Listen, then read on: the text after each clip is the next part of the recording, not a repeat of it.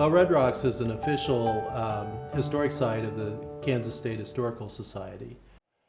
We also, of course, want to engage people in the story of the William Allen White family. And so all that we can do to program, to bring people there, is a critical part of what we do. Because unlike other state historic sites which receive support from the state of Kansas, meaning tax dollars from all 105 counties, we have a disproportionate support in the region for the site. But everything we can do to raise money and engage people and bring them to the site is an important thing. A couple of years ago at our match day, we dedicated funds to help schools with tight budgets to bring field trips to the site. And many schools took us up on that. And it just stretches their budget a little bit more, but it also engages children in the William Allen White story. And this William Allen White story is part of Kansas curricular standards. So anytime we can have young people come, we feel like we're not only fulfilling the goals and expectations of the historic site, but also the State Board of Education.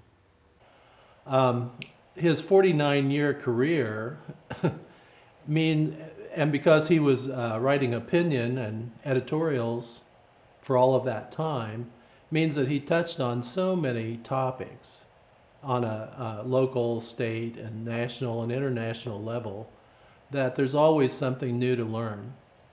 And then after he wrote his career-making editorial, What's the Matter with Kansas, that threw him onto the national stage where he met presidents and engaged in dialogue and helped write platforms. And throughout his entire life, he was well-connected everywhere.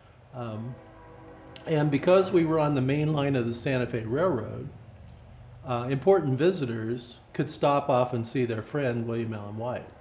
And William Allen White could maintain his national career by hopping on the train and going to DC or wherever he was going. Well, we know that at least 2 presidents, there's some dispute on how many actually were there. Teddy Roosevelt is probably the most prominent. He was there after the convention, the Bull Moose independent run for president in 1912. He would have been probably the first president to stay there. And then Herbert Hoover was probably the most frequent former president or future sitting and former president to visit. There's some belief that Howard Taft stayed at the house. So in this age of digital media and digital communication, I'm amazed to realize how well connected White was able to be through letters and telegrams and train. And we're hoping that in time the Mother's House can be developed as kind of a hands-on education center where children can actually see the ancient technology of typewriters and learn a little bit more about how a newspaper was created. For everyone that's ever chipped in and helped us either underwrite tours to the site or try to build some money that can help us with the Mother's House down the road. But for all those visitors, we can only say thank you, and from the bottom of our hearts. We're fortunate to have a board of local people who are committed to supporting that site, both financially and with their time.